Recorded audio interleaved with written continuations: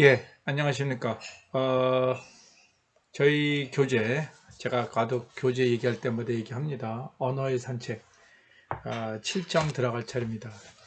이제 저도 방학이 되다 보니까 조금 더 이렇게 자주, 내용을 올릴 수 있는 시간을 만들 수 있어서 그 부분은 굉장히 다행스럽고 좀 기쁘게 생각을 합니다.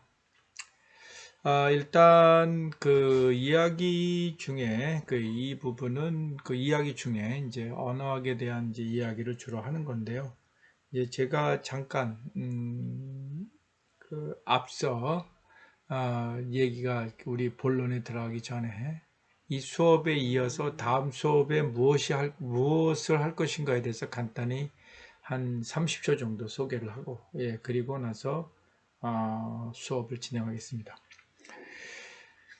제가 하고 싶은 다음 부분은 전번에도 얘기를 여러 번 했습니다만 영문법, 영어의 문법에 대한 이야기를 하려고 합니다.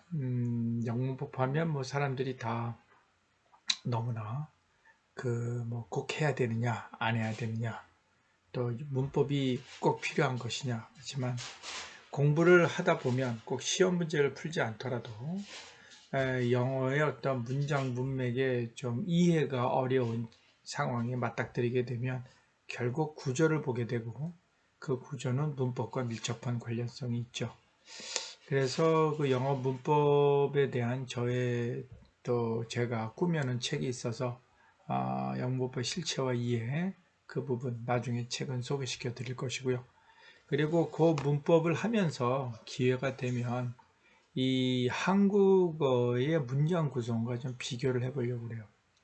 이제 그 부분은 이제 번역과도 관련이 깊은데요. 꼭 문법을 제대로 해서 번역을 뭐 제대로 한다 이런 뜻은 아니고요.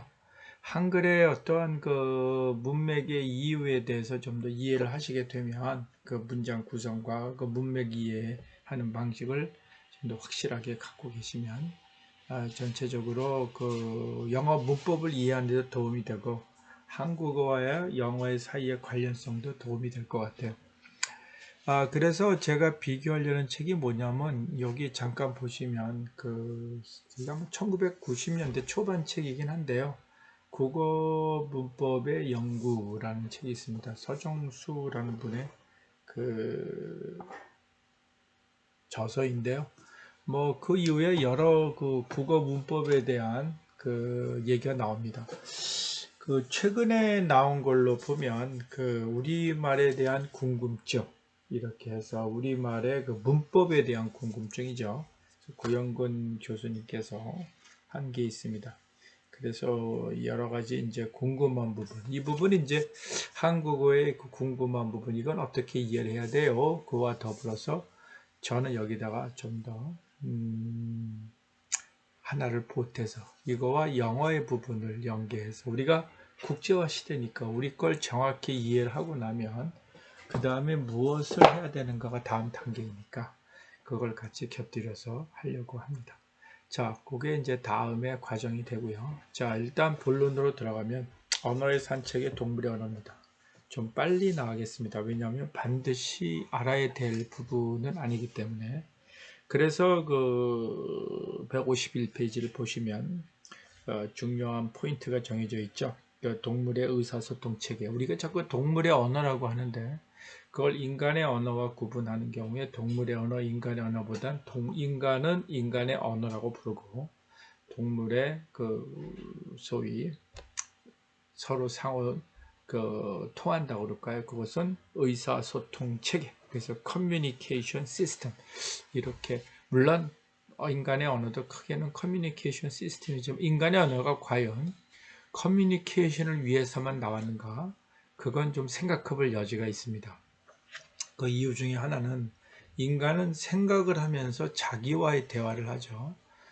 동물들 같은 경우에도 자기와의 대화가 있느냐 없느냐 물론 설왕설래 할 수 있는 부분이 있습니다만 인간처럼 그 언어를 통해서 자기를 고찰하는 우리가 종교적인 측면에서 보면 선문선답 같은 경우죠. 특히 불교 같은 경우 종교에서 이런 경우에 그 대화 물론 기독교에서도 그 선지자와 쉽게 얘기해서 대화를 주고받음으로써 생각을 하나하나 구축해 가기도 하고 또 나름대로 또 어떤 생각을 만들어가는 것이죠. 이해를 넓혀가고 그런 부분이 동물에게 있을까라고 생각할 땐 그 언어의 역할이 단순하게 의미를 두고, 그러니까 단순하단 말은 아까 그러한 그 인간의 어떤 내재적인 측면을 배제한 외형적인 어떤 정보 전달 또는 주고받음과는 좀 다르다는 얘기죠. 그래서 의사소통 체계를 인간 언어와 비교하여 인간 언어의 특성을 찾아보는 것이다. 이게 보면 그래도 인간의 소위 뭐라고 그럴까요? 그 진화를 통해서 쭉 해왔기 때문에 그 진화 속에서 동물과 같이 오는 것이니까 생명체로서 거기에 의사소통 체계에 크게 그 나름대로 크게는 그렇게 볼 수 있고, 그래서 인간의 초기 언어 형태를 좀 더 어떤 발생의 원인을 찾을 수 있는 그런 게 될 수가 있죠. 두 번째로 인간 언어의 시작과 현재처럼 발전한 과정을 어떻게 동물의 의사소통 체계 발전 과정을 보면서 지금 현재 또 상황을 하면서 이것이 혹시 초기에 인간의 언어의 어떠한 형태가 아니었을까 이렇게 본다는 얘기죠.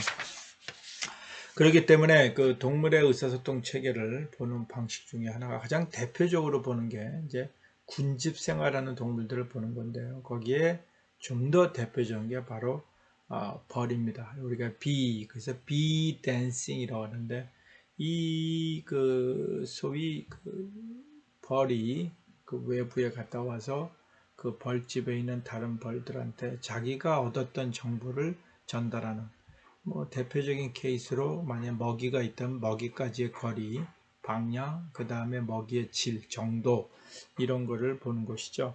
그래서 우리가 그 중간에 보면 DDQ에서 Distance, Direction, Distance and Quality 이렇게 보시. 벌들의 대표적 케이스가 이 팔자 춤을 추는데 한번 읽어보시면 인터넷 찾아도 잘 나와 있고요. 그 팔자 모양을 어떤 식으로 의사 전달하는지, 그러나 상당히 그래도 좀 고급 수준이라고 볼 수가 있죠. 또 하나가 이제 침팬지와 고릴라에 있어서의 상호, 집단 생활에서의 의사소통 체계인데요. 특히 침팬지를 보면 제인 구달이라고 155페이지에 나오죠. 예, 그래서 그 같이 살면서 그 전에 다이앤 퍼시, 그 마운틴 고릴라랑 같이 살면서 했던 연구가 있고 그 다음 그 제너레이션으로 제인 구달이 있습니다. 대표적 케이스로 인간과 유사하다고 보는 건 그 156페이지에 활용도구, 도구 제작. 그래서 도구 제작은 뭐 아주 높은 수준이 아니더라도 구멍 속에, 아마 이제 그 개미집이면 구멍 속에 개미들을 먹기 위해서 얇은 그 가지를 꺾어가지고 집어넣어서 그 개미들을 훑어먹는다고 그러죠. 이런 것들이 이제 뭐 도구 제작이라면 볼 수 있고, 또 사회 조직 구성, 뭐 당연하죠. 그 침팬지에게는 뭐 고릴라도 그렇습니다만은 기본적인 사회적 구성, 그리고 무리 생활이라고 얘기를 하죠. 그리고 이제 그것을 하는 이점으로 전쟁의 수행, 예, 그 다음에 158페이지에 공유 생활. 침팬지 같은 경우 원숭이, 그 일본 원숭이 그 실험인 것 같은데, 그 먹을 거를 이렇게 주면은 줄을 서가지고 강한 놈이 약한 애한테 준다고 그래요. 예, 이런 것들이 공유라면 경우는 인간도 어차피 초기에는 그런 형태가 없지 않아 있었겠죠. 특히 공유 생활 속에서 볼 수 있는 이제 그것이요. 그 다음에 이제 또 하나 보는 것이 그 도구하고 그 다음에 사회 조직, 그 다음에 세 번째가 이타주의적 윤리적 의식인데, 이 부분은 동물에게는 진짜 찾기 어려운 부분입니다. 이타라는 것은 새끼를 위해서 부모가 희생하는 건데, 그건 뭐 동물들이 다 갖고 있는 부분, 인간도 마찬가지지만 좀 더 고차원적인 이타주의, 다시 얘기해서 인류 전체를 생각한다거나 아니면 그걸 어떤 집단을 위해서 개인이 희생을 감행한다거나 뭐 수류탄에 몸을 덮는다던가 이런 식의 것, 옆을 도와주는 것, 고래도 그런 게 있습니다. 약한 고래를 양쪽 고래 두 마리가 도와서 먼 곳을 가게 하고 이런 건 있습니다만, 그런 이타주의하고 방금 제가 이건 고차원적인 이타주의는 조금 다르죠. 그다음에 상호 의사 교환 같은 경우, 상당히 높은 수준의 상호 의사 교환이 있습니다. 사실은 침팬지 같은 경우에 뭐 특히 잎사귀를 두드려서 그 상대방에게 뭐 먹을 걸 먹자, 놀자라든가 또는 두드려서 소리를 내서 암놈한테 어떤 관심을 받는 이런 것들이 있긴 하지만 그것이 인간만큼 좀 더 복잡한 수단, 항상 제가 얘기하지만 확장성의 문제에서 한계가 있다는 거죠. 인지 능력도 역시 3살 정도의 아이의 수준이 있지만 거기서 멈춰서 가지만 인간은 3살에서 5살, 그 다음에 7살로 갔을 때 인지 능력의 비교는 거의 같다고, 같은 인간을 놓고 똑같은 사람이 3살, 5살, 7살 가는데 3살과 7살이 같은 인간이냐, 인지로. 그건 좀 한계가 있죠. 그 다음에 이제 그 161페이지에 그 실험 내용이 있는데요. 실험을 한 것은 162페이지에 보면 실험을 주도했던 30년대부터 70년대까지, 사실 2000년대에 넘어와서 침팬지에 대한 실험은 이렇게 조직적으로 이루어지지 않습니다. 그 이유 중에 하나가 그 이전에 실험을 했던 것은 우주선에 인간 대신 태우고 갈 수 있지 않을까라는 부분도 있었어요. 지금은 뭐 그런 것이 더 이상 주제가 되지 않으니까 그와 똑같은 실험의 형태를 기대하기는 어렵습니다. 또 162페이지 보면 실험 수행 결과에 대한 신뢰도 같은 경우에 우리가 다시 얘기해 인간은 말이죠, 실수를 하고 메이크업을 합니다. 실수를 보완하는 것이 있어요. 그래서 인간에게 실수는 또 하나의 발전의 중요한 계기가 됩니다. 그러나 동물의 실험에서 실수 부분은 대부분 나타나지가 않아요. 잘된 부분의 기록 위주로 해서 가능성을 보이긴 하지만 실수에 의해서 어떻게 그것을 보완해서 또 수정해서 가는지의 실험은 거의 찾기가 어렵다. 그래서 164페이지에 인간의 그 언어에 가깝다고 믿는 동물에 대한 언어적 실험의 3가지 문제점. 아까 실험의 신뢰성, 실험 결과가 단순 모방인지 아니면 스스로, 그러니까 spontaneous. 그 다음에 3번째 어떤 실수, 굉장히 중요하죠. 이것은 그래서 그 최근 동물의 실험 성향 같은 경우 하고 있습니다만 이미 말씀을 드렸다시피 인간의 어떠한 그와 더불어서 할 수 있는 이러한 부분의 목적성이 상당히 엷어졌기 때문에, 그래서 과거의 30년, 40년, 50년대 실험의 성향을 찾기는 어렵다, 이렇게 볼 수가 있겠습니다.